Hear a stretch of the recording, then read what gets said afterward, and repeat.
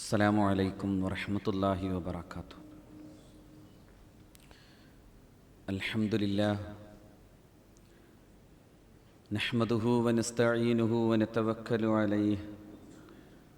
نعوذ بالله من شرور أنفسنا ومن سيئات أعمالنا.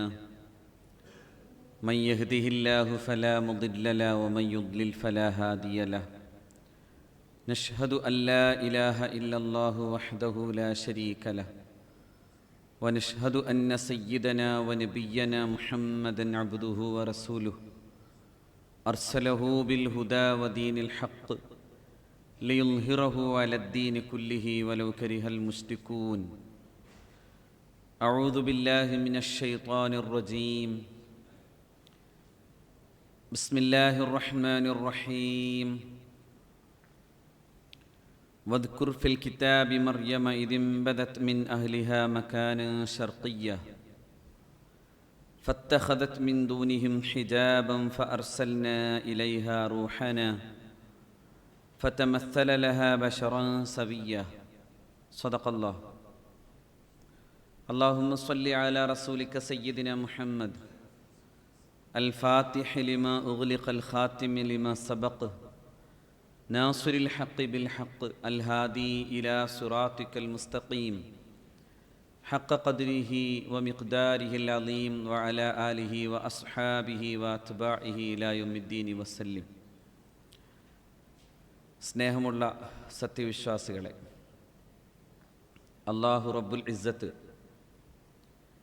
ഈ പരിശുദ്ധമായ വെള്ളിയാഴ്ചയിൽ നമ്മെ ഒരുമിച്ച് കൂട്ടിയതുപോലെ നാളെ ജന്നാത്തുൽ ഫിർദൗസിലും നാം ഏവരെയും അല്ലാഹു ഒരുമിപ്പിക്കുമാറാകട്ടെ. അല്ലാഹു അവൻ്റെ അപാരമായ അനുഗ്രഹത്താൽ നമ്മുടെ ഏവരുടെയും എല്ലാ ദോഷങ്ങളും പുറത്തു മാപ്പാക്കുകയും ദീർഘായുസ്സോടെ ജീവിക്കാനും അവസാനം അവൻ്റെ പൊരുത്തത്തിലായി മരിക്കാനും നമുക്കേവർക്കും അല്ലാഹു തൗഫീഖ് നൽകി അനുഗ്രഹിക്കട്ടെ. പരിശുദ്ധ ഖുർആനിലെ വളരെ സംഭവബഹുലമായ ഒരു ജീവിതത്തെക്കുറിച്ചുള്ള സൂചനകൾ മാത്രമാണ്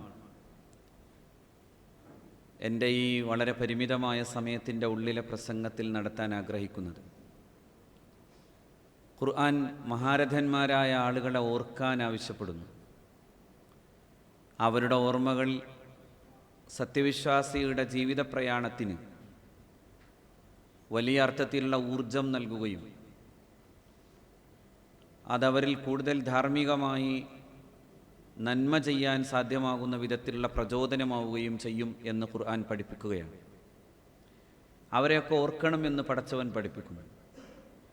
വദ്കുർ ഫിൽ കിതാബി ഇബ്രാഹിം, ഇബ്രാഹിം നബി അലൈഹിസ്സലാമിനെ ഓർക്കണം എന്ന് അല്ലാഹു പഠിപ്പിക്കുന്നു.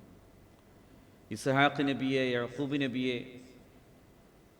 യൂനുസ് നബി അലൈഹിസ്സലാമിനെ അലൈഹിസ്സലാം, ഇവരെ ഓരോരുത്തരെയും പ്രത്യേകം പ്രത്യേകം പേരെടുത്തു പറഞ്ഞുകൊണ്ടാണ് അല്ലാഹു റബ്ബുൽ ഇസ്സത്ത് അവരുടെ ജീവിത വിശേഷണങ്ങളെക്കുറിച്ച് പറയുകയും അവരുടെ ഓർമ്മകളെ കൂടുതൽ കൂടുതൽ ഉദ്ദീപിപ്പിക്കുകയും ചെയ്തിട്ടുള്ളത്. അതുപോലെ തന്നെയാണ് മഹാനായ സയ്യിദുനാ ഈസ നബി അലൈഹിസ്സലാമിനെയും വളരെ ബഹുലമായ ഒരു ചരിത്രത്തെയാണ് അല്ലാഹു റബ്ബുൽ ഇസ്സത്ത് ഉദ്ധരിച്ചത്. ആ മഹാനായ പ്രവാചകൻ്റെ ജീവിതത്തെയും ആ മഹാനായ പ്രവാചകൻ്റെ കുടുംബത്തെയും കൂടി അല്ലാഹു റബ്ബുൽ ഇസ്സത്ത് വിശദീകരിച്ചു. ഒരുപക്ഷെ പരിശുദ്ധ ഖുർആനിൽ ഇത്രയേറെ പരാമർശിതനായ മഹാനായ മൂസ നബി അലൈഹി സ്വലാത്തു വസ്സലാമിനെ കഴിച്ചാൽ മഹാനായ സയ്യിദുനാ ഈസ അലൈഹിസ്സലാമാണ്. ആ കുടുംബത്തെക്കുറിച്ചാണ് കൂടുതൽ പരാമർശം നടത്തിയിട്ടുള്ളത്. 2 അധ്യായങ്ങൾ അല്ലാഹു റബ്ബുൽ ഇസ്സത്ത് ആ കുടുംബത്തെക്കുറിച്ച് പറയാൻ വേണ്ടി ഉപയോഗിച്ചു. 2 അധ്യായങ്ങളിൽ മാത്രമായി ആ പരാമർശങ്ങളെ ഒതുക്കുകയുമായിരുന്നില്ല. പലയിടങ്ങളിലായി അല്ലാഹു റബ്ബുൽ ഇസ്സത്ത് അവരെക്കുറിച്ച് പറഞ്ഞു വച്ചു. പക്ഷേ എന്നാൽ 2 അധ്യായങ്ങൾ കൃത്യമായി തന്നെ അതിനെ വിശദീകരിക്കാൻ വേണ്ടി വന്നു. സൂറത്തു ആലു ഇമ്രാൻ അത് ആ കുടുംബത്തെക്കുറിച്ച് പറയാനാണ്. ഇമ്രാൻ കുടുംബത്തെക്കുറിച്ച് പറയാൻ. ഇമ്രാൻ കുടുംബത്തിൽ ജനിച്ച മറിയം റളിയല്ലാഹു തആല അൻഹയെക്കുറിച്ച് പറയാനാണ്. അവരത്രമേൽ സ്വീകൃതമാകുന്ന, അത്രമേൽ സ്വീകരിക്കപ്പെടുന്നതിനെക്കുറിച്ചാണ്. അവരെ ഗർഭം ധരിച്ച സമയത്തുണ്ടായിരുന്ന ഹന്നാ ബീവി റളിയല്ലാഹു അൻഹയുടെ ജീവിത വ്യഥകൾ മനോവേദകൾ എല്ലാം അള്ളാഹു റബ്ബുൽ ഇസ്സത്ത് പറയുന്നുണ്ട്. അള്ളാഹുവേ, ഞാൻ ഗർഭം ധരിച്ചതൊരു പെൺകുഞ്ഞായി പോയല്ലോ എന്ന്, ഞാൻ പ്രസവിച്ചതൊരു പെൺകുഞ്ഞായി പോയല്ലോ എന്ന് പറയുന്നത് കാണാനോ. കാരണം എൻ്റെ ഗർഭത്തിലുള്ള കുട്ടിയെ ഞാൻ ബൈത്തുൽ മഖ്ദസിലേക്ക്, ഇന്ന് നാം കണ്ണുനീരോടെ ഓർക്കുന്ന ബൈത്തുൽ മഖ്ദസിലേക്ക് ഞാൻ നേർച്ചയാക്കിയിരിക്കുന്നു എന്നാണ് മറിയം റളിയല്ലാഹു അൻഹയെക്കുറിച്ച് അവരുടെ മാതാവ് പറഞ്ഞു വച്ചത്. ഇന്നി നദർതു മാഫിൽ ബത്നി മുഹററ എന്നാണ്. അള്ളാഹുവേ, ഞാൻ ഈ കുഞ്ഞിനെ, ആ കുഞ്ഞാരാണ് എന്താണ് എന്നൊന്നും അപ്പോൾ അറിയുന്നില്ല, അതുകൊണ്ടാണ് അങ്ങനെ തന്നെ പറഞ്ഞത്. ഞാൻ ഈ കുഞ്ഞിനെ, എൻ്റെ ഈ വയറിനുള്ളിൽ വളർന്നു വരുന്ന കുഞ്ഞിനെ ഞാൻ ബൈത്തുൽ മഖ്ദസിൽ അള്ളാഹുവിൻ്റെ പരിശുദ്ധമായ തൃപ്തിക്ക് വേണ്ടി നേർച്ചയാക്കുന്നു എന്നാണ് പറഞ്ഞു വച്ചത്. പക്ഷേ ഫലമ്മ വലഅതു, അതിനുശേഷം അവർ പ്രസവിച്ചപ്പോൾ അവർ പറഞ്ഞു, റബ്ബി ഇന്നി വലഅതു ഉൻത, പഠിച്ചവനെ, ഞാൻ പ്രസവിച്ചതൊരു പെൺകുട്ടിയാണ്. പെൺകുട്ടിയും ആൺകുട്ടിയും സമമല്ലല്ലോ, അതുകൊണ്ട് ഞാൻ എന്തു ചെയ്യും എന്നായിരുന്നു. പക്ഷെ അള്ളാഹു പറഞ്ഞു, അവരെ തന്നെ അങ്ങനെ അതിന് നിശ്ചയിക്കുക. അങ്ങനെ നിശ്ചയിക്കപ്പെട്ട ഒരു കന്യകയും പരിശുദ്ധയുമാണ് മറിയം റളിയല്ലാഹു അൻഹ എന്ന് ഖുർആൻ പറയുന്നു. മറ്റൊരു ഗ്രന്ഥത്തിനും കാണാനാവാത്ത സവിശേഷതയാണ്. മഹാനായ ഈസ നബി അലൈഹി ഇസ്ലാമിൻ്റെ കുടുംബത്തെയും മാതാവിനെയും അവരുടെ പാരമ്പര്യത്തെയും ഇത്രമേൽ വിശദമായി എന്ന് മാത്രമല്ല, ഇത്രമേൽ പരിശുദ്ധമായി വിശദീകരിക്കുന്നത് ഖുർആനാണ്. അവർക്കു നേരെയുള്ള സകല കളങ്കങ്ങളെയും കഴുകിക്കളയുന്നതും ഖുർആനാണ്. അവരെക്കുറിച്ചുള്ള മറ്റു പരാമർശങ്ങളൊന്നും ശരിയല്ലെന്ന് പറയുന്നതും ഖുർആനാണ്. മറ്റു പരാമർശങ്ങൾ എന്ന് പറയുന്നത് അവർ മോശമായി നടന്നിരുന്നു എന്ന് പറയുന്ന തരത്തിലുള്ള പരാമർശങ്ങളാണ്. അങ്ങനെ ഒരു ജന്മമാണ് ഈസ അലൈഹി ഇസ്ലാമിൻ്റെ ജന്മം എന്ന വിശദീകരണങ്ങൾ നൽകുന്നവരാണ്. ഇന്നിപ്പോൾ ചിലയിടങ്ങളിലെങ്കിലും ഭായിയായി നടക്കുന്നവർ എന്ന് പറയുന്നിടത്ത് തന്നെയാണ് പരിശുദ്ധ ഖുർആൻ അതിനെല്ലാം തള്ളിക്കളയുന്നത്. അതായത് ജൂതന്മാരാണ് അത് പ്രചരിപ്പിച്ചത്. ആ പ്രചരണങ്ങളെ മുഴുവനും തള്ളിക്കളഞ്ഞുകൊണ്ടാണ് ഖുർആൻ പറഞ്ഞത്, അവരുടെ മാതാവ് പരിശുദ്ധയും അവരുടെ മാതാവ് സത്യനിഷ്ഠയുമാകുന്നു എന്ന് ഖുർആൻ പറഞ്ഞു. എത്രമേൽ അല്ലാഹു റബ്ബുൽ ഇസ്സത്ത് പറഞ്ഞു, സത്യവിശ്വാസികൾക്ക് ചില ഉദാഹരണങ്ങൾ പറയുന്നിടത്ത് ആ സത്യവിശ്വാസികളായിട്ടുള്ള ആളുകളുടെ ഏറ്റവും മനോഹരമായ 2 മാതൃകകളെ അള്ളാഹു പഠിപ്പിച്ചത് 2 മഹിളാമണികളെക്കുറിച്ചാണ്. ലറബല്ലാഹു മസലൻ ലില്ലദീന ആമനു ഇംറഅത ഫിർഔൻ, ഒന്ന് ഫറോവയുടെ ഭാര്യയായിരുന്ന ആസിയ റളിയല്ലാഹു തആല അൻഹയെക്കുറിച്ചാണ്.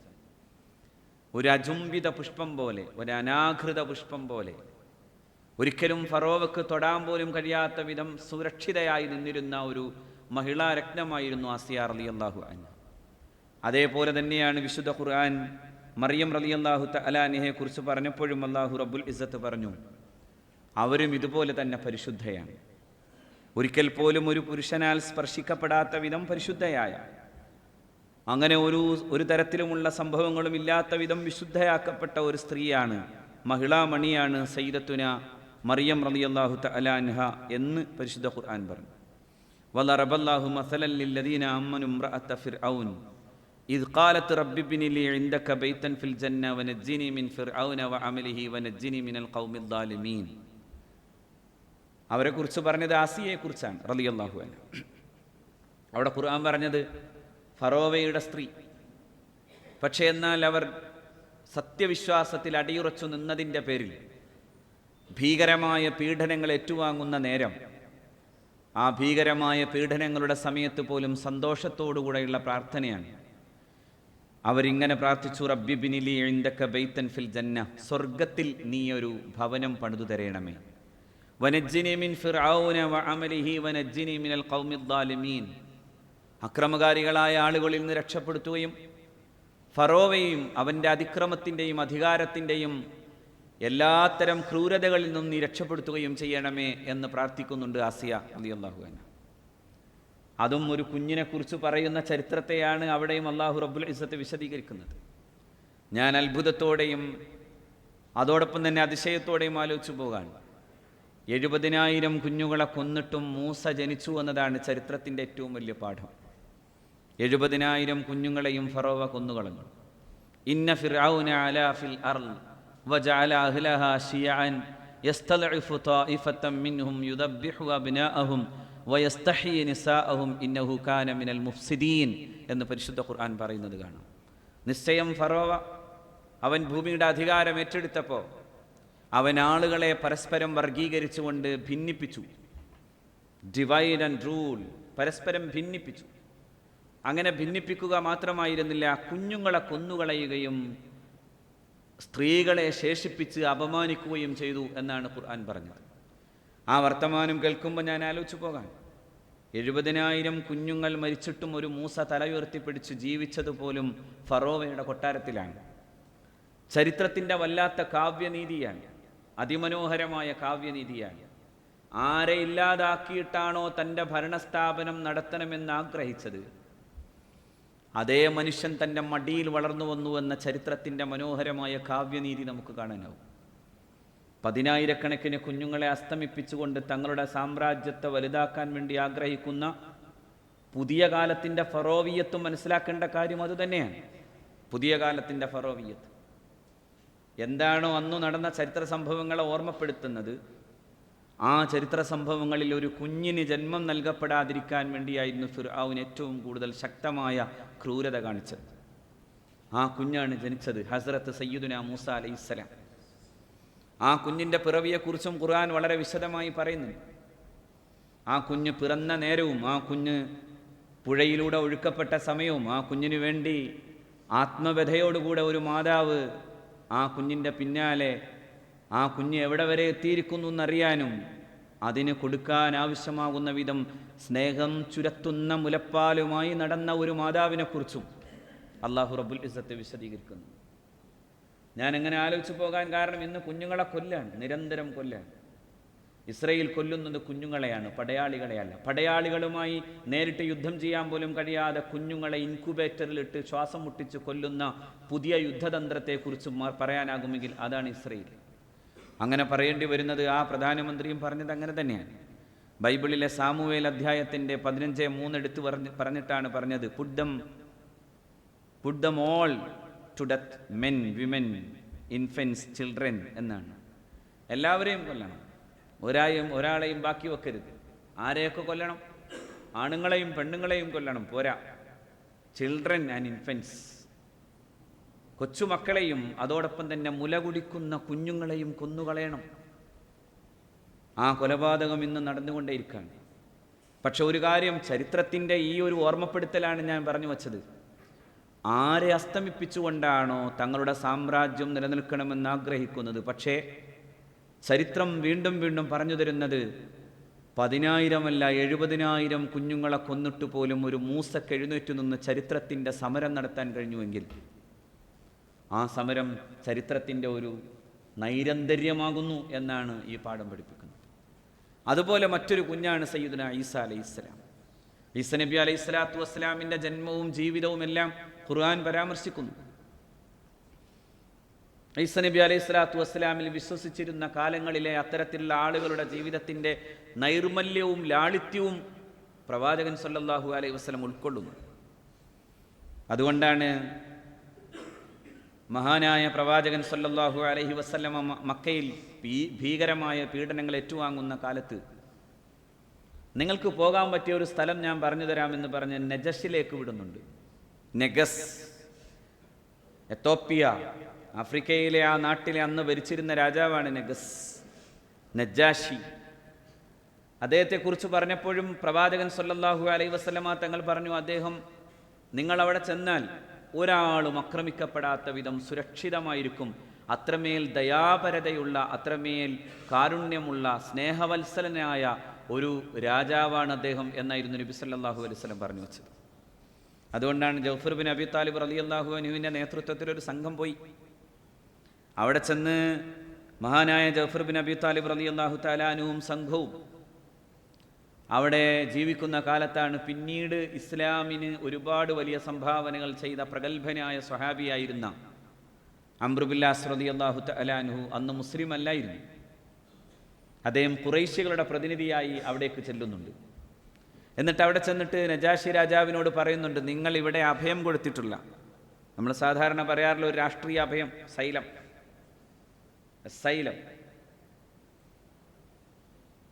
അങ്ങനെ ഒരു രാഷ്ട്രീയാഭയം നേടിയിട്ടുള്ള ഒരാൾ, അവരും അദ്ദേഹത്തിൻ്റെ കൂടെയുള്ളവരും സത്യത്തിൽ ഞങ്ങളുടെ സമൂഹത്തിൽ ഛിദ്രത പടർത്താൻ വേണ്ടി വന്നിട്ടുള്ള ഒരാളുടെ കീഴിൽ ജീവിച്ച, അവരുടെ ശിഷ്യത്വം സ്വീകരിച്ച, അവരുടെ മതം സ്വീകരിച്ച ആളുകളാണ് എന്നായിരുന്നു. അങ്ങനെ രാജാവ് വിളിക്കുന്നുണ്ട്. വിളിച്ച് കോർട്ടിൽ കൊണ്ടുവന്നു, രാജസദസ്സിൽ. അവിടെ കൊണ്ടുവന്നിട്ട് കാര്യങ്ങളെ വിശദീകരിക്കാൻ വേണ്ടി പറഞ്ഞു. ജഅഫർ ബിൻ അബി താലിബ് തങ്ങൾ പറഞ്ഞു, ശരിയാണ്, ഞങ്ങളുടെ സമൂഹത്തിനൊരു നായകൻ വന്നിട്ടുണ്ട്. പക്ഷെ ആ നായകൻ്റെ പ്രത്യേകത, ഞങ്ങൾ അതുവരെ മനുഷ്യത്വത്തിൻ്റെ സാംസ്കാരികമായിട്ടുള്ള ഒരടയാളത്തെയും ജീവിതത്തിൽ പകർത്തിയവരായിരുന്നില്ല. ഞങ്ങൾ വളരെ ക്രൂരന്മാരായിരുന്നു. ഞങ്ങൾക്ക് പെങ്ങന്മാരെ പോലും തിരിച്ചറിയാതെ പോയിരുന്ന ഒരു തരം ജീവിതമായിരുന്നു. പക്ഷെ ആ മനുഷ്യൻ ഞങ്ങളോട് പറഞ്ഞു, ആരാധിക്കേണ്ടത് ആരെയെന്ന്. അത് അള്ളാഹു എന്ന ഏകനാകുന്ന ഒരു ആരാധ്യനെ മാത്രം ആരാധിക്കുകയും മറ്റു തരത്തിലുള്ള ബഹുദൈവ വിശ്വാസങ്ങളെ വർജിക്കുകയും ധാർമ്മികമായ അർത്ഥത്തിൽ ജീവിതത്തെ എങ്ങനെ ക്രമപ്പെടുത്തുകയും ചെയ്യണമെന്ന് ഞങ്ങളെ പഠിപ്പിച്ചത് ആ മഹാനായ പ്രവാചകനാണ്. അപ്പോൾ നജാഷി രാജാവ് ചോദിച്ചു, ആ പ്രവാചകൻ പറഞ്ഞത് കേൾക്കുമ്പോൾ ഈസ പറഞ്ഞതുപോലെ തന്നെ തോന്നുന്നുവല്ലോ അലൈഹിസ്സലാം. അപ്പോൾ ഈസ നബി അലൈഹി സ്വലാത്തു വസ്സലാമിനെ കുറിച്ച് പറയാൻ വേണ്ടി മഹാനായ ജഅഫർ ബിൻ അബി താലിബ് റളിയല്ലാഹു തആല അൻഹു പറഞ്ഞു, അതെ, ഈസ പറഞ്ഞതു തന്നെയാണ് ആ പ്രവാചകനും പറയുന്നത്. അവരിരുവരും ഒരേ കുടുംബത്തിൽ പിറന്ന ആളുകളാണ് എന്നാണ് ഞങ്ങൾക്ക് ആ പ്രവാചകൻ പഠിപ്പിച്ചു തന്നത്. അതായത് ഈസ നബി അലൈഹി സ്വലാത്തു വസ്സലാം ഉൾപ്പെടെയുള്ള പ്രവാചകന്മാരെ കുറിച്ച് നബി സല്ലല്ലാഹു അലൈഹി വസല്ലമ തങ്ങൾ വിശേഷിപ്പിച്ചത് തന്നെ അങ്ങനെയാണ്. ഞങ്ങൾ അമ്പിയാക്കൾ ഒരു ഉമ്മ പെറ്റ മക്കളെ പോലെയാണ്, ഞങ്ങളുടെ മാതാക്കൾ സഹോദരിമാരെ പോലെയാകുന്നു എന്നാണ് റസൂലുള്ളാഹി സ്വല്ലല്ലാഹു അലൈഹി വസല്ലം. ഞങ്ങളുടെ മാതാക്കൾ സഹോദരിമാരെ പോലെയാണ് എന്ന് പറഞ്ഞാൽ ഒരേ സഹോദര കുടുംബത്തിൽ തന്നെ പിറന്നു വീണ, ഒരേ ആശയഗതിയെ നിലനിർത്താൻ വേണ്ടി വന്ന പ്രബോധകരാണ്. അങ്ങനെ ആ അർത്ഥത്തിൽ സഹോദരന്മാരാണ് ഞങ്ങൾ എന്നാണ് നബി സല്ലല്ലാഹു അലൈഹി വസല്ലം പഠിപ്പിച്ചത്. അതുകൊണ്ട് നജാഷിൻ്റെ മുമ്പിൽ മഹാനായ സയ്യിദുനാ ജഅഫർ ബിൻ അബി താലിബ് റളിയല്ലാഹു അൻഹു സൂറത്ത് മറിയം ഓതി. സൂറത്ത് മറിയമിൻ്റെ കാഫ് ഹാ യാ ഐൻ സ്വാദ് ദിക്റു റഹ്മത്തി റബ്ബിക അബ്ദഹു സക്കരിയ എന്ന ആയത്ത് മുതൽ, ഞാനിപ്പോൾ ഓതാൻ തുടങ്ങി വച്ചിട്ടുള്ള ആയത്ത് മുതൽ ഇങ്ങനെ ഓതി അങ്ങ് തുടങ്ങിയപ്പോൾ നജാഷ് കരയാൻ തുടങ്ങി. അദ്ദേഹത്തിൻ്റെ 2 കണ്ണുകളിൽ നിന്നും ധാരധാരയായി കണ്ണുനീര് വരാൻ തുടങ്ങി. അദ്ദേഹം മാത്രമായിരുന്നില്ല, അദ്ദേഹത്തിൻ്റെ കൂടെ ഉണ്ടായിരുന്നവർ. അതാണ്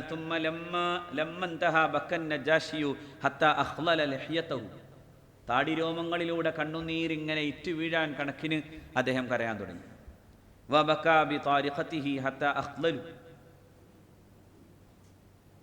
അപ്പോൾ അവിടെ കൂടിയിരുന്ന ആളുകളും അദ്ദേഹത്തിൻ്റെ ചുറ്റുവട്ടത്തുമുണ്ടായിരുന്ന പ്രഗത്ഭരായ ആളുകൾ എല്ലാവരും കരയാൻ തുടങ്ങി. അവരുടെ കയ്യിലുണ്ടായിരുന്ന വേദപുസ്തകം നനയും വിധം കരഞ്ഞു. അപ്പോൾ മഹാനായ നജാഷ് രാജാവ് എഴുന്നേറ്റ് വന്നിട്ട് കോർട്ടിൽ നിന്ന് താഴോട്ടിറങ്ങി രാജസദസ്സിലെ അദ്ദേഹത്തിൻ്റെ പീഠത്തിൽ നിന്ന് ഇറങ്ങി വന്നു. എന്നിട്ട് അദ്ദേഹം മഹാനായ ജഅഫർ ബിൻ അബി താലിബ് റളിയല്ലാഹു അൻഹുവിൻ്റെ മുമ്പിൽ നിന്നിട്ട് പറഞ്ഞു, നമുക്കിടയിൽ ഒരു ചെറിയ വ്യത്യാസം മാത്രമേ പറയാനാവൂ. ഈ ഒരു കോൽ, ഒരു രാജാവിൻ്റെ ആ വടി കയ്യിൽ പിടിച്ചുകൊണ്ട് പറഞ്ഞു, ഇത്രയേ ഉള്ളൂ എന്ന് പറഞ്ഞിട്ട് അദ്ദേഹം നിൽക്കുന്ന കാഴ്ചയാണ് മഹാനായ ജഅഫർ ബിൻ അബി താലിബ് റളിയല്ലാഹു അൻഹുവിൻ്റെ ചരിത്രത്തിൽ നമുക്ക് കാണാനാവുന്നത്. ഞാനിത് പറയാൻ കാരണം, ഇതാണ് ഒരു കാലത്ത് മുസ്ലിങ്ങൾ, പ്രത്യേകിച്ചും മഹാനായ പ്രവാചകൻ സല്ലല്ലാഹു അലൈഹി വസല്ലമ തങ്ങൾ നുബുവത്ത് ലഭ്യമായ ഉടനെ അവിടുത്തെ പരിഭ്രാന്തി തീർക്കാൻ വേണ്ടി ഖദീജ റളിയല്ലാഹു തആല അൻഹ പോയത് തന്നെയും ഒരു നെസ്റ്റോറിയൻ ക്രിസ്ത്യനായിരുന്നു എന്ന് വിശ്വസിക്കപ്പെടുന്ന മഹാനായ വറഖത്ത് ബിൻ നൗഫൽ റളിയല്ലാഹു അൻഹുവിൻ്റെ മുമ്പിലാണ്. നെസ്റ്റോറിയൻ ക്രിസ്ത്യൻ എന്ന് പറയാൻ കാരണം, അവർ യേശുവിൻ്റെ മനുഷ്യത്വത്തിന് കൂടുതൽ പ്രാധാന്യം നൽകുന്നവരാണ്. നമ്മുടെ നാട്ടിലൊക്കെ ഉണ്ടവർ യേശു മനുഷ്യനാണ് എന്ന് പറയലാണ് കൂടുതൽ ശരി എന്ന് പറയുന്നവരാണ്. അതുകൊണ്ട് തന്നെ അത്തരം ആരാധനകളിൽ വിഗ്രഹത്തെ വെച്ചുകൊണ്ടുള്ള ആരാധനകൾ ചെയ്യാത്ത ആളുകളാണ്. അങ്ങനെ ഒരു മഹാനായ ഒരു വേദപണ്ഡിതൻ്റെ മുമ്പിലാണ് മഹാനായ പ്രവാചകൻ സല്ലല്ലാഹു അലൈഹി വസല്ലം ചെന്നത്. അപ്പോൾ വറഖത്ത് ബിൻ നൗഫൽ പറഞ്ഞു, ശരിയാണ്, ഈ വാക്കുകളൊക്കെ കേൾക്കുമ്പോൾ, ഈ താങ്കൾ ആ സംഭവങ്ങളെക്കുറിച്ച് വിശദീകരിക്കുമ്പോൾ, ആ വിശദീകരണത്തിൽ നിന്ന് എനിക്ക് മനസ്സിലാക്കാൻ കഴിയുന്ന ഒരു കാര്യം, ഇതിനു മുമ്പ് ഈസക്കും അതിനു മുമ്പ് മഹാനായ മൂസക്കും അതിനു മുമ്പുണ്ടായിരുന്ന പ്രവാചകന്മാർക്കും അലൈഹിസ്സലാം അവർക്കൊക്കെ ലഭ്യമായ വഹയിൻ്റെ അതേ അടയാളങ്ങളാണ്, അതേ സ്വഭാവമാണ് താങ്കൾക്കും ലഭ്യമാകുന്നത് എന്ന് പറഞ്ഞു. എന്ന് പറയാൻ മാത്രമല്ല, ഞാൻ അങ്ങയെ പുറപ്പെടുവിപ്പിക്കുന്ന കാലത്തുണ്ടാകുമോ എന്ന് സംശയമാണ്, താങ്കൾ ഈ നാട്ടിൽ നിന്ന് പുറത്തു പോകും എന്ന് പറഞ്ഞു. അപ്പോൾ റസൂലുള്ളാഹി നിഷ്കളങ്കമായി ചോദിക്കുന്നുണ്ട്, ഇവർ എന്നെ പുറത്താക്കുകയോ എന്ന്. തന്നെ അല്ലമീൻ എന്ന് വിളിച്ച ആളുകൾ, തന്നെ വല്ലാതെ സ്നേഹിച്ച ആളുകൾ, ഏതു സമയത്തും ഏത് അഭിപ്രായ വ്യത്യാസങ്ങൾക്കിടയിലും മധ്യസ്ഥനാക്കാൻ മാത്രം യോഗ്യനാണ് ഈ ചെറുപ്പക്കാരൻ എന്ന് ഖുറൈശികൾ ഒന്നടങ്കം ഐക്യകണ്ഠേന പാസാക്കിയ ഒരാൾ. അങ്ങനെ ഒരാളെ കുറിച്ചാണ് മഹാനായ വറഖത്ത് ബിൻ നൗഫൽ ആ മുഖത്ത് നോക്കി പറയുന്നത്, നിങ്ങൾ ഇവിടെ നിന്ന് നാടുകടത്തപ്പെടും. അപ്പോൾ ചോദിക്കുന്നുണ്ട്, എന്നെ പുറത്താക്കുകയോ ഇവർ എന്ന്. അമുഖ്രിജിയഹും, ഇവരെന്നെ പുറത്താക്കുമോ? ആ ചോദ്യം വല്ലാത്തൊരു നിഷ്കളങ്കമായ ചോദ്യമായി ഞാനിങ്ങനെ ആലോചിച്ചു പോകാറുണ്ട്. കാരണം ആ ചോദ്യത്തിൻ്റെ ഉള്ളടക്കത്തിൽ നബി അവിടുത്തെ പരിശുദ്ധമായ ഈ 40 വയസ്സുവരെയുള്ള കാലത്ത് സ്വല്ലല്ലാഹു അലൈഹി വസല്ലം അവിടുന്ന് ജീവിച്ച കാലത്ത് അത്ര നിഷ്കളങ്കമായി ആ ജനതയെ സ്നേഹിച്ചിരുന്നു. അതുകൊണ്ട് തന്നെയാണ് ആ ചോദ്യത്തിന് അങ്ങനെ ഒരു വല്ലാത്ത നിഷ്കളങ്കമായ ഒരു ഉള്ളടക്കമുള്ളത്. ഞാൻ പറയാൻ കാരണം വറഖത്ത് ബിൻ നൗഫൽ അങ്ങനെ ഒരാളായിരുന്നു, ക്രൈസ്തവനായിരുന്നു. നബി സല്ലല്ലാഹു അലൈഹി വസല്ലമയെ സഹായിച്ച നജാശി രാജാവ് ക്രൈസ്തവനായിരുന്നു.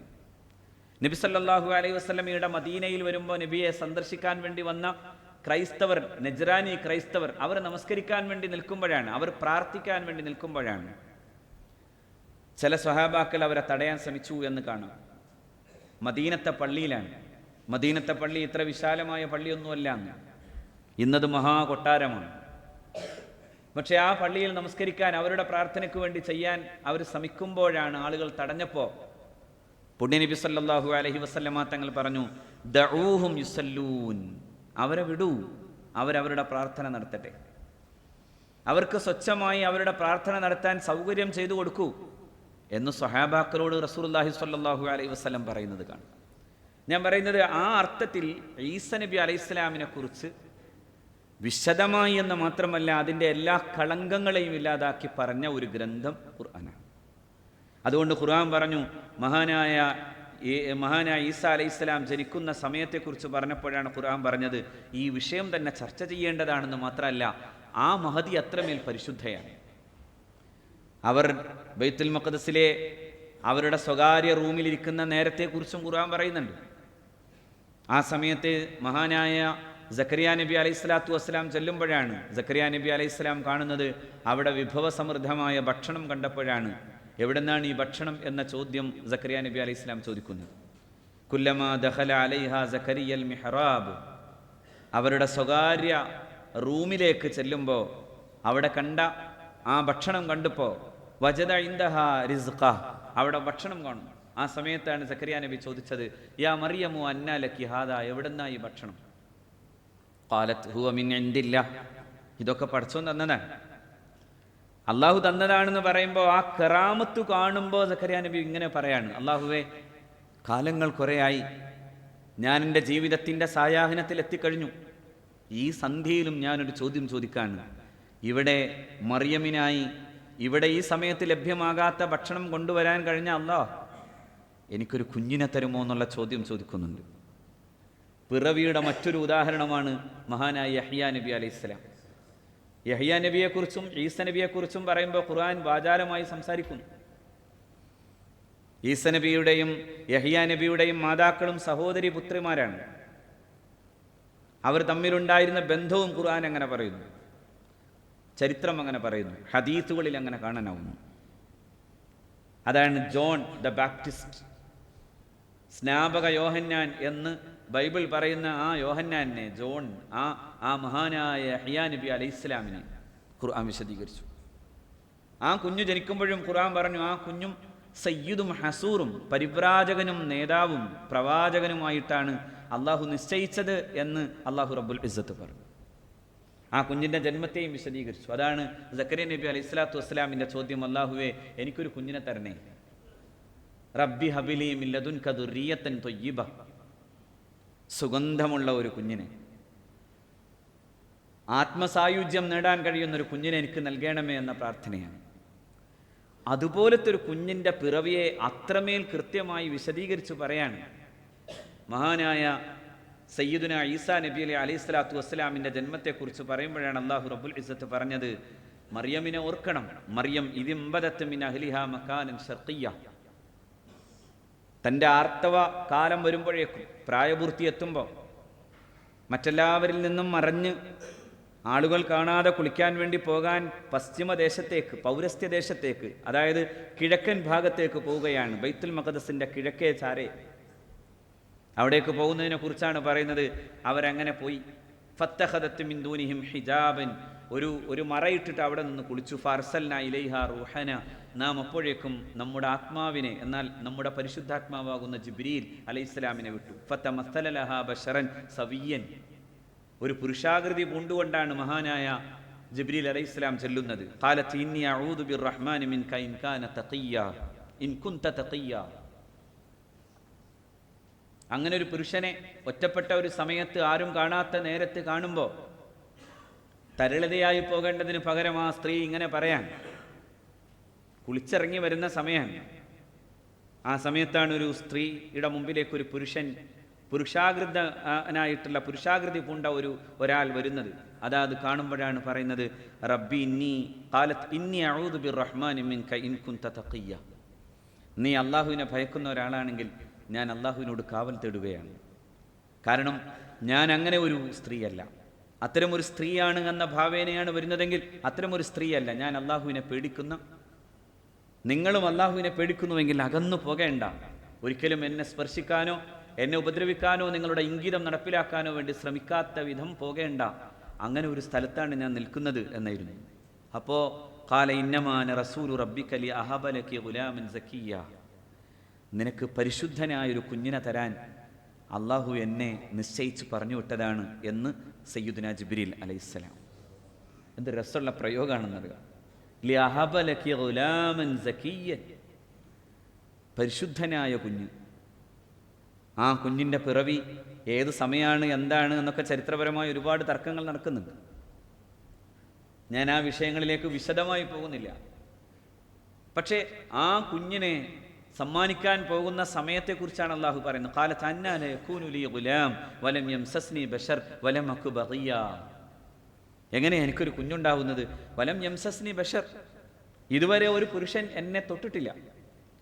ഒരു പരപുരുഷ സ്പർശനമേൽക്കാത്ത വിധം, ഞാൻ നേരത്തെ പറഞ്ഞതുപോലെ ഒരു അനാകൃത പുഷ്പം പോലെ, ഒരു അജുംബിത പുഷ്പം പോലെ നിൽക്കുന്ന ആ മഹിളാമണിയുടെ നിഷ്കളങ്കമായ ചോദ്യമാണ്, എങ്ങനെ എനിക്ക് കുഞ്ഞ്? വലം യംസസ്നി ബശർ, എനിക്ക് അങ്ങനെ ഒരു പുരുഷ സ്പർശമുണ്ടായിട്ടില്ലല്ലോ. അപ്പോൾ പറഞ്ഞു, ഖാല കദാലിക ഖാല റബ്ബുക് ഹുവ അലയ്യ ഹയ്യുൻ വലിനജഅലഹു ആയത്തൻ ലിന്നാസി വറഹ്മത്തൻ മിന്നാ വകാന അംറൻ മഖ്ദിയ. അതൊക്കെ അള്ളാഹുവിൻ്റെ തീരുമാനമാണ്, പടച്ച റബ്ബിൻ്റെ തീരുമാനം. ആ തീരുമാനം വളരെ എളുപ്പം അള്ളാഹു നടപ്പിലാക്കും. മാത്രവുമല്ല, അത് എല്ലാ കാലത്തെയും ദൃഷ്ടാന്തമാണ് എന്ന് മാത്രമല്ല, അത് സമൂഹത്തിൻ്റെ റഹ്മത്താണ് എന്ന് പഠിപ്പിക്കാൻ. ഈസാ അലൈഹിസ്സലാം ഒരു റഹ്മത്താണ്. അദ്ദേഹത്തിൻ്റെ ജീവിതത്തിൻ്റെ ചരിത്രത്തിലും ആ കാരുണ്യമുണ്ടായിരുന്നു. നിരന്തരം കാരുണ്യ പ്രവാഹമായിരുന്നു സയ്യിദുനാ ഈസാ അലൈഹിസ്സലാം. പ്രവാചകൻ സല്ലല്ലാഹു അലൈഹി വസല്ലം അത് പറയുന്നു. മഹാന്മാരായ പണ്ഡിതന്മാർ ആ ചരിത്രമൊക്കെ വിശദീകരിക്കുമ്പോൾ, ഒരു ചത്ത ആടിൻ്റെ അടുക്കലേക്ക് അനുയായികളൊക്കെ പോയിട്ട് അതിനെ വൃത്തികേട് പറയുമ്പോൾ, അതിൻ്റെ പല്ലു നോക്കൂ എത്ര സുന്ദരമാണെന്ന് പറയുന്ന, അങ്ങനെ ഒരു സൃഷ്ടിയെയും കുറിച്ച് ഒന്നും മോശമായി പറയരുതേ എന്ന് പഠിപ്പിക്കുന്ന കാരുണ്യത്തിൻ്റെ ഒരു അക്ഷയനിധിയായിരുന്നു സയ്യിദുനാ ഈസാ അലൈഹിസ്സലാം. മഹാനായ ഈസാ നബി അലൈഹി സ്വലാത്തു വസ്സലാമിൻ്റെ ജീവിതത്തെ അങ്ങനെ തന്നെയാണ് പരിശുദ്ധ ഖുർആൻ വിശേഷിപ്പിച്ചത്. മറിയം റളിയല്ലാഹു തആല അൻഹയുടെ പ്രസവകാലവും അതാണ്. ആ പ്രസവം അടുക്കുന്ന നേരം അള്ളാഹു പറയുന്നു, ഫഅജാഅഹൽ മഖാദു ഇലാ ജദിഇൻ നഖ്ല, പ്രസവ വേദന കൊണ്ട് ഒരു ഈത്തപ്പഴത്തിൻ്റെ ചുവട്ടിലേക്ക് ചെല്ലുന്നു, ഈത്തപ്പന മരത്തിൻ്റെ ചുവട്ടിലേക്ക്. അതിനു മുമ്പ് ഭക്ഷണമൊക്കെ നേരെ കൊടുത്ത അതേ പടച്ച തമ്പുരാൻ തന്നെ താഴോട്ട് ഇറങ്ങിപ്പോയി അവിടെ കാണുന്ന ഒരു ഈത്തപ്പന ഒന്ന് പിടിച്ചു കുലുക്കാൻ വേണ്ടി ആവശ്യപ്പെടാണ്. അവിടെ ചെല്ലുമ്പോൾ അള്ളാഹു റബ്ബുൽ ഇസ്സത്ത് പറയുകയും ചെയ്യുന്നു, നീ നിൽക്കുന്ന സ്ഥലത്ത് നിന്ന്, അവിടെ നിന്ന് ആ ഈത്തപ്പന ഫഹുസി ഇലൈക്, ഒന്ന് കുലുക്കണം, ഇങ്ങോട്ട് വലിച്ചടുപ്പിക്കണം. അങ്ങനെ വലിച്ചടുപ്പിക്കുമ്പോൾ നിന്നിലേക്ക് ആ പഴങ്ങൾ ചാടുന്ന സമയമുണ്ടാവും. ഒരു ഉണങ്ങി നിന്നിരുന്ന ഈത്തപ്പന പെട്ടെന്ന് ആ കൈ തൊടുമ്പോഴേക്കും ഒരു പരിശുദ്ധ സ്ത്രീയുടെ കൈ ഒന്ന് തൊട്ടപ്പോൾ, ആ കരസ്പർശം ഉണ്ടാകുമ്പോൾ ഊഷരമായി പോയ ഒരു മരുക്കാട് എങ്ങനെയാണോ പെട്ടെന്ന് തളിരിടുന്നത്, അതുപോലെ തളിരിടുന്ന പോലെ ഒരു ഉണങ്ങിപ്പോയ ഒരു മരം പെട്ടെന്ന് ഫലവത്തായി നിൽക്കുന്ന കാഴ്ച കാണുന്നു എന്നാണ് ചരിത്രകാരന്മാർ പറയുന്നത്. അവിടെ മഹാനായ മഹദി മറിയം റളിയല്ലാഹു തആല തൊട്ടപ്പോൾ അതിൽ നിന്ന് ഈത്തപ്പഴം വരുന്നു. റുത്തബുൻ ജനീ എന്നാണ് ഖുർആൻ വിശേഷിപ്പിച്ചത്. നല്ല പഴം. ഇന്നും പലസ്തീനിൽ ചെന്നാൽ കിട്ടുന്ന മാംസളമായ പഴം കാണും. ഒരു പക്ഷേ മറ്റ് മധ്യേഷ്യൻ ഭൂവിഭാഗങ്ങളിലൊന്നും ഇല്ലാത്തത്ര മനോഹരവും മാംസളവുമാണ് ആ ഈത്തപ്പഴം. പലപ്പോഴും യാത്രകളിൽ ഞാനത് അനുഭവിച്ചത് കൊണ്ട് പറയാൻ. അരീഹ ആ പട്ടണത്തിലൂടെ, ആ ഈത്തപ്പന തോട്ടങ്ങളിലൂടെ ഇങ്ങനെ ഓർമ്മകൾ പോകാണ്. അവിടെ നിന്ന് കിട്ടുന്ന ആ മനോഹരമായ പഴം അത് കഴിക്കുന്നതോടൊപ്പം തന്നെ ആ പ്രസവത്തിൻ്റെ എല്ലാ വ്യഥയും ബുദ്ധിമുട്ടും എല്ലാം അനുഭവിക്കുന്നവരോട്, അതായത് മറിയം റളിയല്ലാഹു അൻഹയോട് അള്ളാഹു പറയാണ്, വഹുസ്സി ഇലൈകി ബിജിദിഇൻ നഖ്ല തുസാഖിത് അലൈകി റുതബൻ ജനിയ ഫകുലി വശ്റബി വഖർരി ഐന. കണ്ണൊക്കെ ഒന്ന് നന്നായിട്ട് കുളിർത്തോളൂ, ഒന്ന് കുടിച്ചോളൂ, തിന്നോളൂ. താഴെ കൂടെ ആ അരുവി ഒഴുകുമ്പോൾ എന്തൊരു മനോഹരമായ കാഴ്ചയാണ് മറിയം, സമാധാനപ്പെടൂ എന്ന് പറയാണ്. എന്നിട്ട് ആ കുഞ്ഞിനെ കൊണ്ട് പിന്നെ ജനങ്ങൾക്കിടയിലേക്ക് ചെല്ലുന്നു. ആ കുഞ്ഞു പോകുമ്പോൾ, പടച്ചവനെ ഞാൻ ഇതുകൊണ്ട് എന്തു ചെയ്യാൻ എന്ന് ചോദിക്കുമ്പോൾ മറിയം, സമാധാനപ്പെടൂ, മൗനം ദീക്ഷിച്ചോളൂ, ആ കുഞ്ഞു പറഞ്ഞോളും എന്നാണ്. ലോകത്തിൻ്റെ ചരിത്രത്തിൽ ഒരു ശിശുവിൻ്റെ പിറവി മാത്രമല്ല, ആ ശിശുവിൻ്റെ അതിമനോഹരമായ ആഖ്യാനം ചരിത്രത്തിൽ കാണാനാവുമെങ്കിൽ അത് ഖുർആൻ പറഞ്ഞു തരാൻ. ഖുർആൻ പറയാൻ, ഇതാ ഞാൻ വന്നത് നിങ്ങൾക്കായി വന്ന, നിങ്ങളുടെ ജനതയിലേക്ക് വന്ന പ്രവാചകനാണ്. ഇന്നി റസൂലുള്ളാഹി ഇലൈക്കും യാ ബനി ഇസ്രായീൽ ഇന്നി റസൂലുള്ളാഹി ഇലൈക്കും. ഞാൻ നിങ്ങൾക്ക് വന്ന പ്രവാചകനാണ്. എന്തിനാ വന്നത്? രണ്ടു കാര്യങ്ങൾ പറയുന്നുണ്ട് ഖുർആൻ. മുസദ്ദിഖൻ ലിമാ ബൈന യദയ്യ മിനത് തൗറാത്ത്. നേരത്തെ തൗറാത്തുമായി വന്ന മൂസ സത്യമായിരുന്നു എന്ന് പറയൽ എൻ്റെ നിയോഗ ലക്ഷ്യമാണ്. മുബശ്ശിറൻ ബി റസൂലിൻ യഅതി മിൻ ബഅദി ഇസ്മുഹു അഹ്മദ്. എനിക്കു ശേഷം വരാനുള്ള അഹ്മദും, അതായത് മുഹമ്മദും സത്യസന്ധമായിട്ടൊരു പ്രവാചകത്വത്തിൻ്റെ ആ നന്മയുടെ പ്രചരണത്തിന് വേണ്ടി വരുന്നയാളാണ് എന്ന് നിങ്ങൾക്ക് സന്തോഷവാർത്ത അറിയിക്കലുമാണ് എൻ്റെ ലക്ഷ്യം എന്ന് പിറവിയുടെ ആദ്യ നാളുകളിൽ തന്നെ ആ കുഞ്ഞ് പറഞ്ഞു എന്ന് പരിശുദ്ധ ഖുർആൻ പഠിപ്പിക്കുന്നു. ആ കുഞ്ഞിൻ്റെ ജന്മവും ആ കുഞ്ഞിൻ്റെ ചരിത്രവും മാനവ സമൂഹത്തിൻ്റെ ചരിത്രത്തിലെ അത്ഭുതമാണ്. ആ കുഞ്ഞുണ്ടാക്കിയത് കാരുണ്യമാണ്, ലാളിത്യമാണ്, സ്നേഹമാണ്. അതുകൊണ്ടാണ് പരിശുദ്ധ ഖുർആൻ പറഞ്ഞു, നിങ്ങൾ നബിയെ ശത്രുക്കളെയും മിത്രങ്ങളെയും കാണുമ്പോൾ, മിത്രങ്ങളിൽ ഒരു വിഭാഗം ആളുകളുണ്ട്, അവർ നസ്വാറാക്കളാണ്, ക്രൈസ്തവരാണ്. അവരുടെ ഒരു പ്രത്യേകതയ്ക്ക് കാരണം അവരുടെ പുരോഹിതന്മാരും അവരുടെ പരിവ്രാജകന്മാരും അള്ളാഹുവിനെ മാത്രം ഇഷ്ടപ്പെട്ടുകൊണ്ട് ആ പ്രീതിയിൽ സ്വയം സമർപ്പിച്ചവരായതുകൊണ്ട് തന്നെ അവർ നിഷ്കളങ്കരായിരിക്കും എന്ന് പരിശുദ്ധ ഖുർആൻ പഠിപ്പിക്കുന്നുണ്ട്. അങ്ങനൊരു വിഭാഗത്തെ താങ്കൾക്ക് കാണാനാകും എന്ന് ഖുർആൻ പറയുന്നു. അതുണ്ടായിരുന്നു നബിയുടെ കാലങ്ങളിൽ സ്വല്ലല്ലാഹു അലൈഹി വസല്ലം, അതുണ്ടായിരുന്നു. അതാണ് ഞാൻ ഉദാഹരിച്ച നഗസ് രാജാവിൻ്റെ കാലം. പക്ഷെ ചരിത്രം പിന്നെയും പിന്നെയും മാറി. ഞാൻ പറയുന്നത് ശരിക്കും പറഞ്ഞാൽ നിക്കിയ കൗൺസിൽ 325 വരെയുള്ള ക്രൈസ്തവ വിശ്വാസത്തിൻ്റെ ചരിത്രത്തിലുണ്ടായിട്ടുള്ള വലിയ വലിയ വിവാദങ്ങളും തർക്കങ്ങളൊക്കെ വായിച്ചാൽ നമുക്കത് പഠിക്കാനാവും. എരിനോസ് എന്ന് പറയുന്ന പ്രഗത്ഭനായിട്ടുള്ള, വളരെ പ്രഗത്ഭനായ പുരോഹിതൻ, അദ്ദേഹത്തിൻ്റെ കൂടെ ഉണ്ടായിരുന്ന ഒരു വലിയ ഒരു സിദ്ധാന്തവും ഒരു ചിന്തയും എന്ന് പറയുന്നത് മനുഷ്യപുത്രൻ എന്നാണ് വിളിക്കപ്പെടേണ്ടത്, ദൈവപുത്രൻ എന്നല്ലെന്നാണ്. എന്ന് മാത്രവുമല്ല, ദൈവം ഒരിക്കലും അങ്ങനെ ജനിക്കുകയോ ജന്മം കൊടുക്കുകയോ ചെയ്യുന്നതല്ലല്ലോ എന്ന പരിശുദ്ധ ഖുർആനിൻ്റെ ഖുൽ ഹുവല്ലാഹു അഹദുൻ അല്ലാഹു സ്വമദ് ലം യലിദ് വലം യൂലദ് വലം യകുല്ലഹു കുഫുവൻ അഹദ് എന്ന് പറയുന്ന പരിശുദ്ധ ഖുർആൻ്റെ അതേ വചനം അതേ രീതിയിൽ തന്നെ ഉപയോഗിക്കുന്നത് കാണാൻ സാധിക്കും. പക്ഷേ അദ്ദേഹം ഉൾക്കൊള്ളുന്ന അദ്ദേഹത്തിൻ്റെ വാദങ്ങൾ നിഷ്പ്രഭമാകുന്നത് റോമ ചക്രവർത്തിമാരുടെ പ്രഭാവകാലത്താണ്. അതോടെ ആ വാദങ്ങൾ നിഷ്പ്രഭമായി പോകുന്ന കാലം വരും. അദ്ദേഹത്തിൻ്റെ കാലത്തും അദ്ദേഹത്തിൻ്റെ വാദവും ഇതായിരുന്നു: we are persecuted because we say that the sun has a beginning but that God is without beginning. അതാണ് ഞങ്ങൾ ഇത്രമേൽ ക്രൂശിക്കപ്പെട്ടതിൻ്റെ പ്രധാനപ്പെട്ട കാരണം. പുത്രൻ ജനിച്ചതാണ്, പക്ഷേ ദൈവം ജനിക്കാത്തതാണ്. ദൈവം ജനിക്കാത്തതാണ്. ഈ അത്ഭുതത്തെയൊക്കെ പറഞ്ഞ പരിശുദ്ധ ഖുർആനും പറഞ്ഞത് അങ്ങനെ തന്നെയാണ്. ഈസയുടെ ഉദാഹരണം ആദമിൻ്റെ ഉദാഹരണം പോലെ തന്നെയാണ്. ഇന്ന മസല ഈസാ കമസലി ആദം. ഈസ നബി അലൈഹി സ്വലാത്തു വസ്സലാമിൻ്റെ ഉദാഹരണം ആദം നബി അലൈഹി സ്വലാമിൻ്റെ ഉദാഹരണം പോലെയാണ്. എന്തുകൊണ്ടെന്നാൽ ആദമിനെ അള്ളാഹു മണ്ണിൽ നിന്ന് സൃഷ്ടിച്ചു, എന്നാൽ ഇവിടെയോ ഒരു ഉമ്മയിൽ നിന്ന് അള്ളാഹു റബ്ബുൽ ഇസ്സത്ത് സൃഷ്ടിച്ചു. അത് രണ്ടും തമ്മിൽ വലിയ അർത്ഥത്തിലുള്ള ആ ഒരു ബന്ധത്തിനപ്പുറത്ത്, അതുകൊണ്ട് എന്താണോ ആദം മനുഷ്യൻ മാത്രമായി നിൽക്കുന്നത് അതുപോലെ മനുഷ്യനാണ്, എന്നാൽ വിശിഷ്ടനാണ്, പരിശുദ്ധനാണ്, ആദരണീയനാണ്, ബഹുമാന്യനാണ്, മഹാനായ പ്രവാചകനാണ്.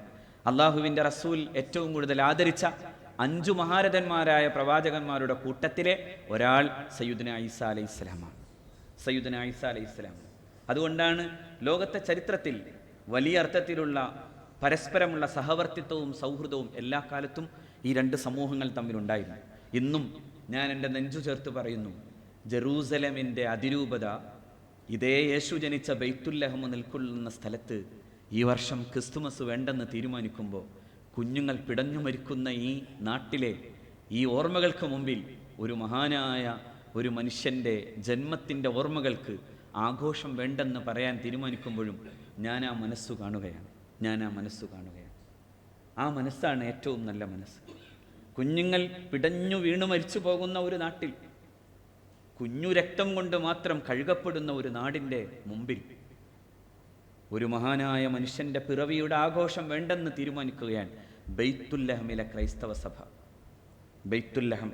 ബത്തുലഹേം പ്രവാചകൻ സല്ലല്ലാഹു അലൈഹി വസല്ലമ തങ്ങൾ അവിടുത്തെ പരിശുദ്ധമായ മെഹറാജിൽ യാത്ര ചെയ്തു പോകവേ ബൈത്തുല്ലഹമിൽ നബി തിരുമേനി ഇറങ്ങിയിരുന്നു എന്ന് പരിശുദ്ധ ഖുർആന്റെ മുഫസ്സിറുകൾ വിശദീകരിക്കുന്നത് കാണാനാവും.